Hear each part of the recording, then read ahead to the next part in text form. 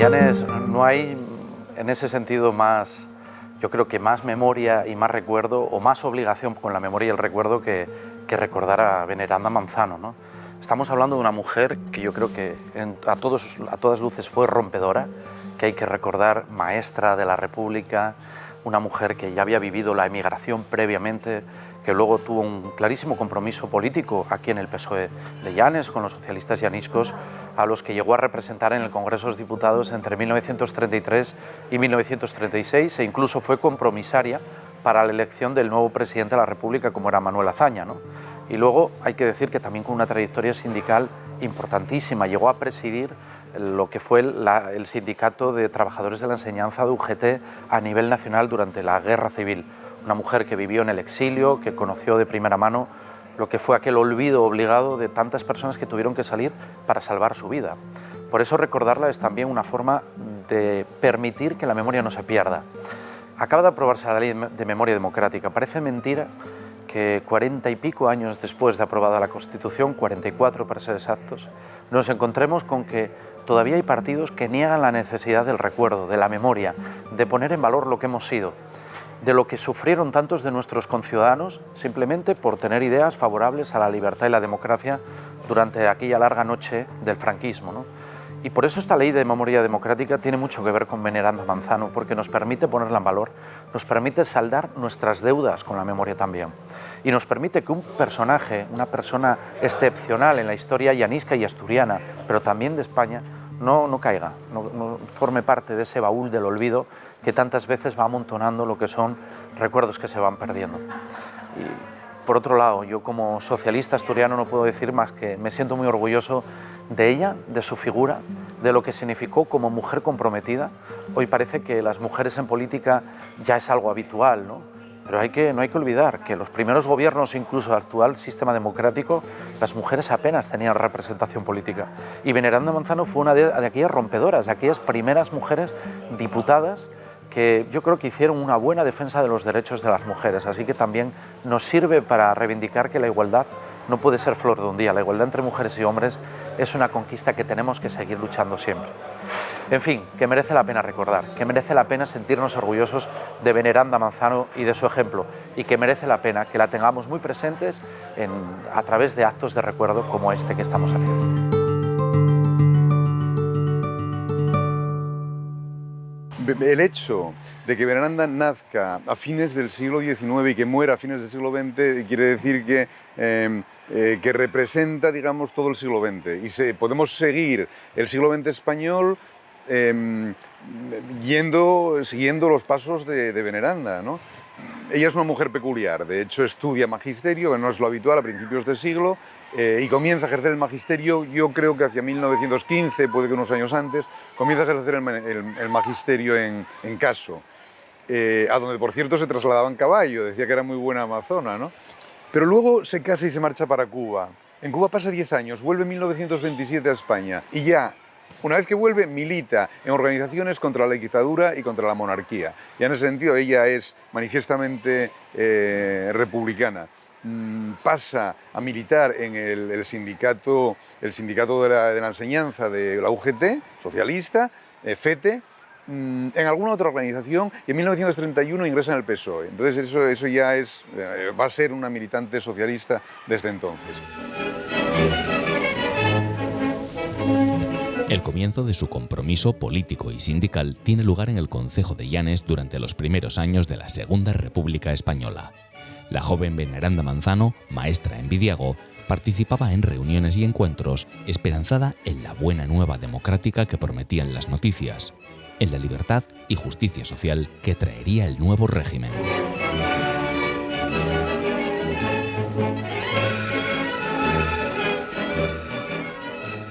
En el momento del advenimiento de la República se encuentra como maestra en Vidiago, un poco liderando y estando en la avanzadilla del grupo de maestros que preconizaban el advenimiento de la República y lucharon porque en las elecciones del 31 la República llegara desde Llanes, como fue todo el movimiento de maestros en pro de la República, ¿no? Para mí era un mito político, en primer lugar, porque ella defendió de una forma radical en el mejor sentido de la palabra, los valores de la igualdad de la mujer, de su papel en el mundo. Defendió también con la misma fuerza los valores republicanos y defendía los valores de los partidos de la izquierda, en un momento que no era nada popular ni la defensa de la mujer en igualdad, ni la defensa de los valores republicanos, al menos eran muy contestados en parte de la población, y era difícil ser de izquierdas y ser además maestra en una zona rural.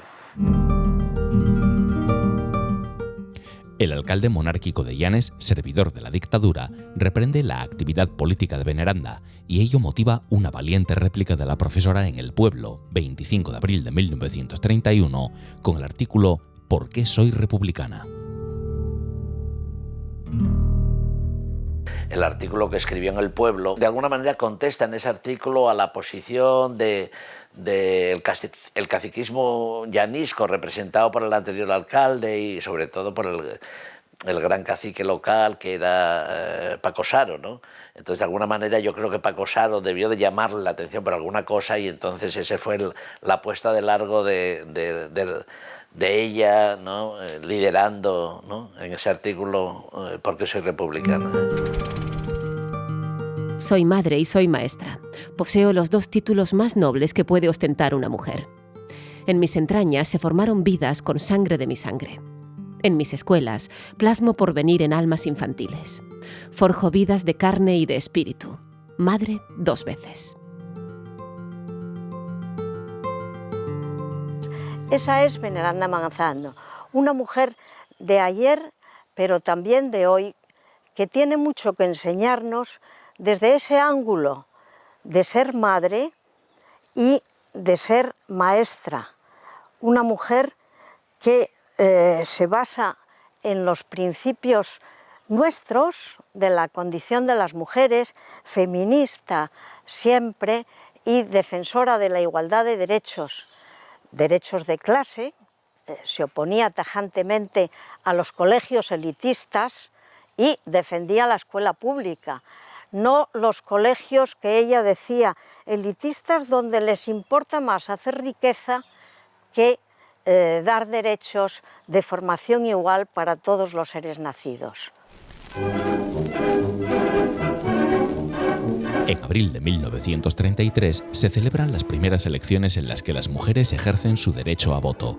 Veneranda Manzano pasa a ser la primera asturiana diputada en las Cortes Generales.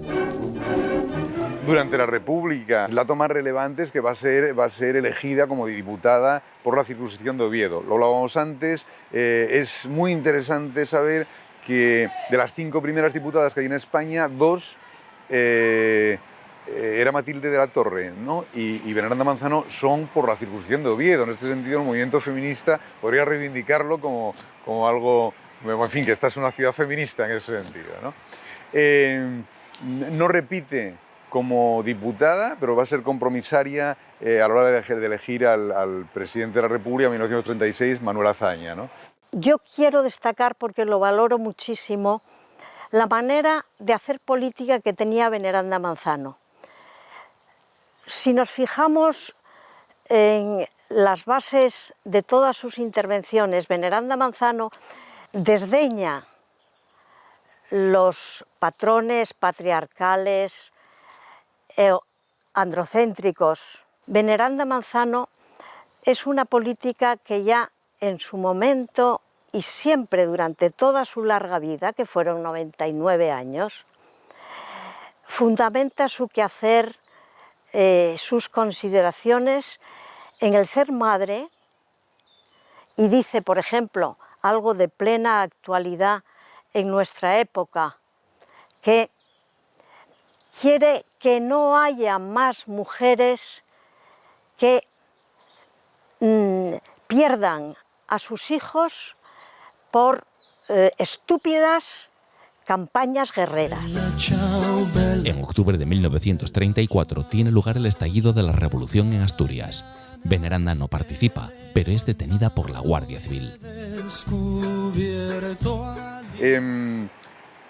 No conocemos, no sabemos si participa en la Revolución de Octubre, pero hay que imaginar que no, o que de forma muy limitada, porque es verdad que es detenida, pero prontamente es puesta en libertad. No ocurre lo mismo, sin embargo, con otras personas que sí participan, incluso mujeres, creo que es Margarita Nelken, que huye para la Unión Soviética, quiero decir, en ese sentido, nota. Durante la Revolución del 34 se coge una instantánea del momento en el que los civiles detienen a Veneranda y en el comentario se señala que al principio algunos se mofaron de su condición de diputada, pero sí Veneranda tuvo una importante intercesión con las demás diputadas del 33.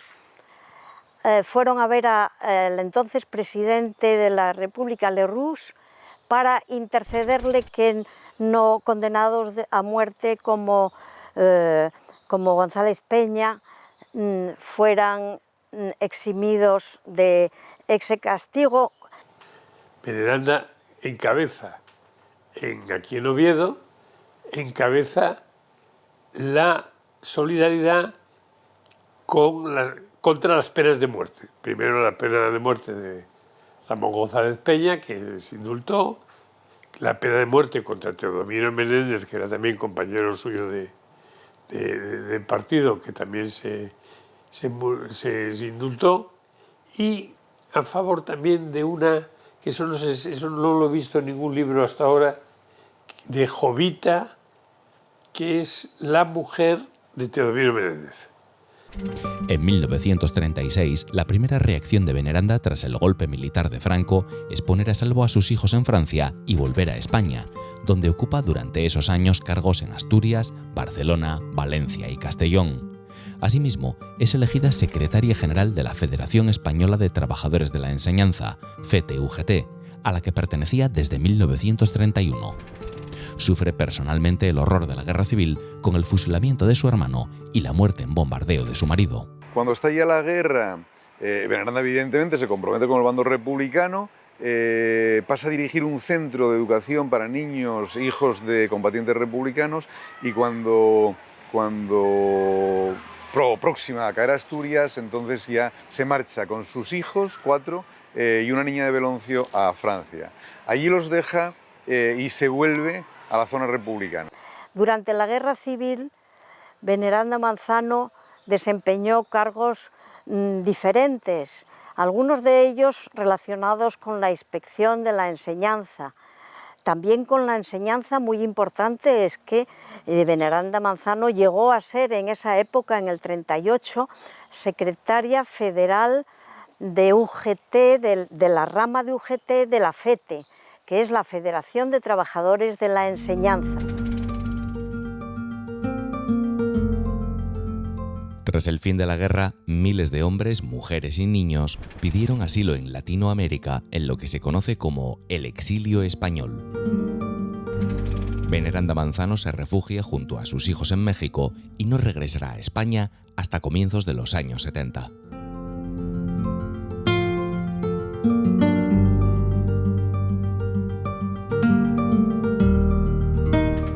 La cuestión es que ella se marcha a México. Como gran parte del exilio republicano, se va a México. Por cierto, en México va a haber un exilio muy importante comunista y un exilio muy importante asturiano. Entonces, ella, quien es socialista, no es comunista, pero que ya parece ser que dentro del partido, cuando los conflictos que había, ella era una negrinista, seguidora de Negrín, pues parece que no estaba en buena situación. De hecho, es expulsada del partido, yo creo que hacia el año 46, 47.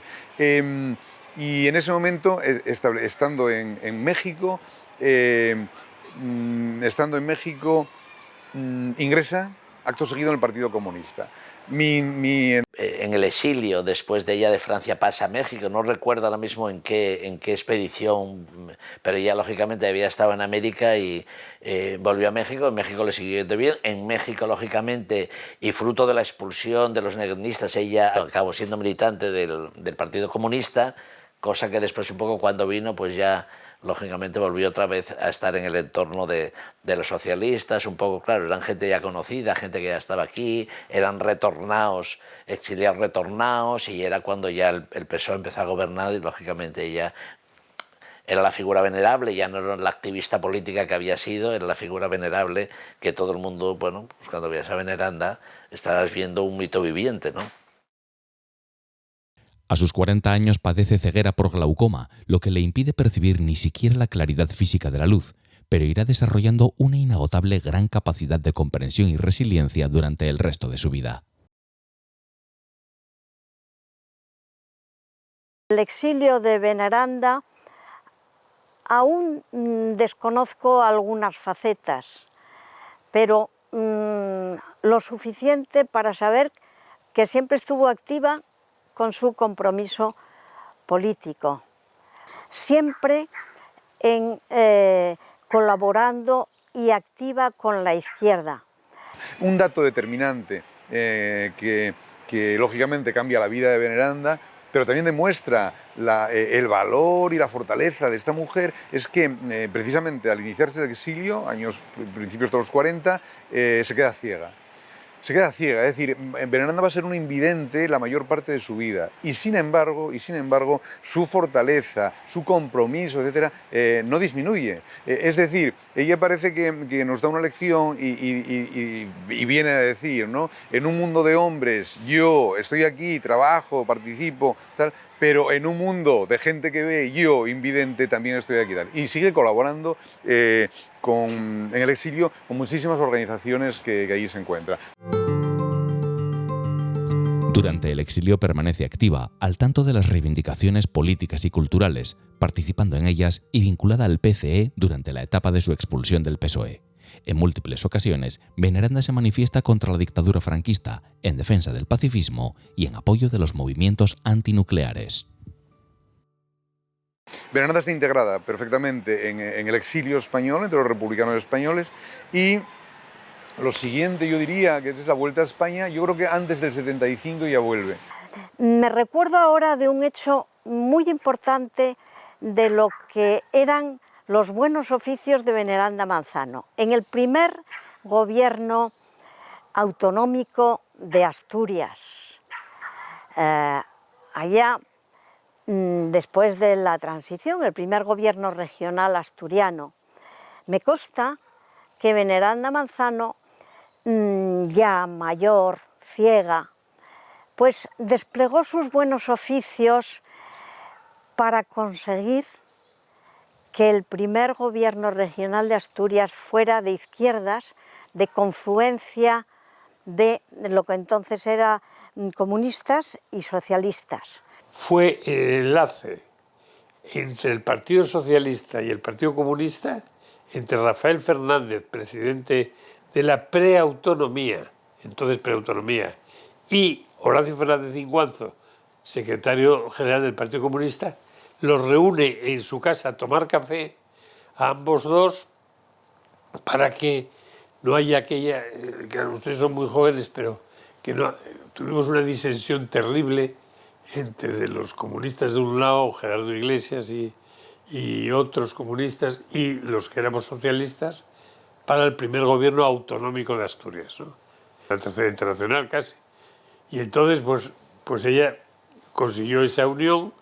Nos faltaba un voto para conseguir la presidencia de Rafael Fernández, del órgano Primera Autonomía de Asturias, y consiguió, ese voto lo consiguió ese día Veneranda, y por tanto, pues bueno, ya tuvimos ya un estado de calma mucho mejor. Poco después murió. Poco después de eso murió.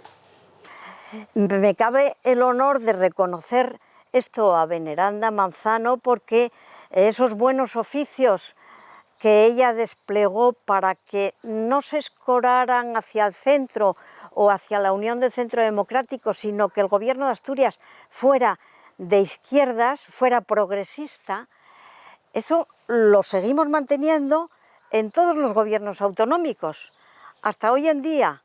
Y cada vez que hay un gobierno autonómico de izquierdas, yo digo, siguen en pie los buenos oficios de Veneranda Manzano. La memoria de figuras clave de nuestra historia democrática ha de ser reivindicada.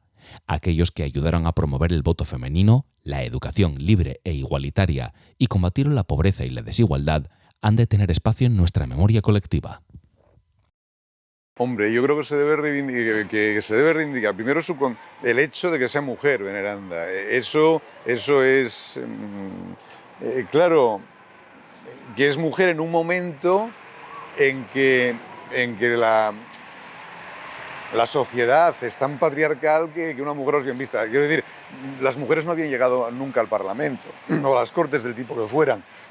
La primera vez que ocurre es en 1933 y llega Veneranda. O sea, el hecho de ser mujer es lo más característico. Ella es una profesional, es decir, se hace maestra y una gran profesional, una gran maestra. Pero sobre todo eso, que es mujer y por tanto que lucha contra las circunstancias y tal. Luego que es socialista, evidentemente, eso no se puede tal. Es verdad que luego ingresa en el Partido Comunista, pero bueno, su gran vinculación es con el PSOE. Y por tanto, es una mujer socialista. Ella lo decía cuando iba por la calle había mujeres que se santiguaban cuando me veían porque pensaban que llevaba el diablo dentro, ¿no? Curiosamente también ella se reconoce cristiana, o sea que por ahí digo porque las clases conservadoras, digamos, eran las católicas, entonces no parecía. Pero bueno, ella sí lo reconoce. Y después el hecho de que sea invidente. Qué vida tan difícil de migrante, por ejemplo, de maestra en un pueblo perdido de casa donde tiene que ir en caballo, de exiliada, de invidente, es decir, qué vida tan dura, tan difícil y sin embargo con cuánta fuerza, con cuánta energía la vivió Veneranda, en fin, no sé, creo que eso es un ejemplo para todos, ¿no? Para todas, y es una persona que Oviedo y Asturias pues debería honrar, evidentemente. Yo creo que sabemos muy poco todavía de Veneranda y de muchas figuras como ella. ¿Por qué sabemos poco de Veneranda? Yo creo que por tres razones. Primera, por lo que defendía, porque no fue muy popular durante 40 años en España. Durante los 40 años de la dictadura franquista no eran muy populares precisamente, sino todo lo contrario, los valores de igualdad de género, los valores, las ideas republicanas, los valores de la izquierda, era precisamente lo que durante 40 años se estuvo combatiendo. Por tanto, sus ideas se trataron de oscurecer y también con ello se oscureció las personas que las habían enarbolado en su momento. Y después yo creo que por el exilio. El exilio nos hizo perder a mucha gente, algunos de los mejores que teníamos en los años 30. Ellos y ellas.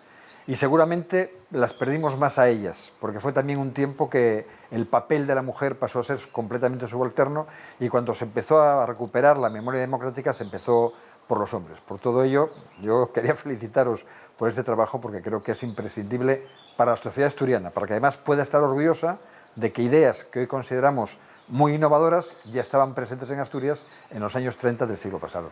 El conocimiento de las mujeres como Veneranda por parte de la población en general, yo creo que ahí sí fallamos un poco, efectivamente.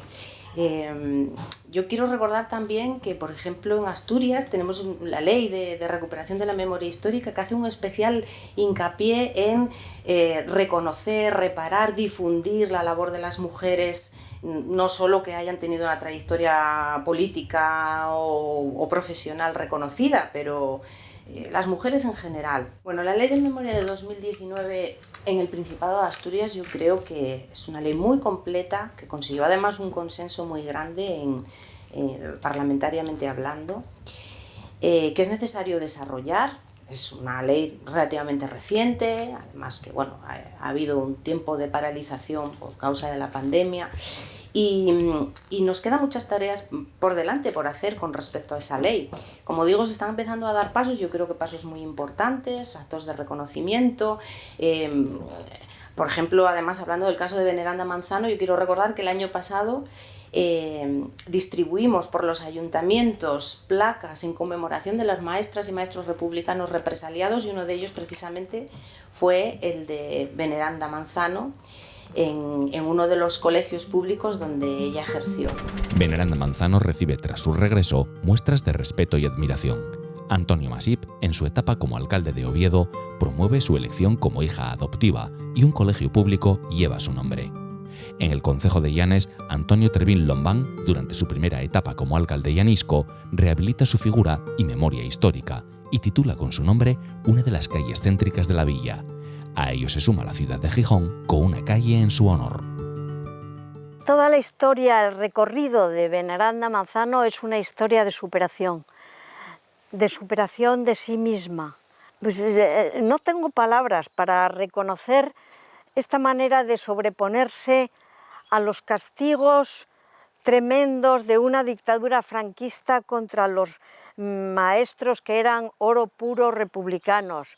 Después el fusilamiento de su hermanísimo querido, el bombardeo también el de su marido, el exilio, la ceguera, y Veneranda Manzano sigue cosechando simpatía, admiración por su cultura, su saber cosmopolita, su enternecedora, porque es que además era simpática de humorista, hasta me han contado algunas facetas de humor, y estamos ante una asturiana eterna, por lo mejor que se puede decir de una mujer, madre, maestra asturiana.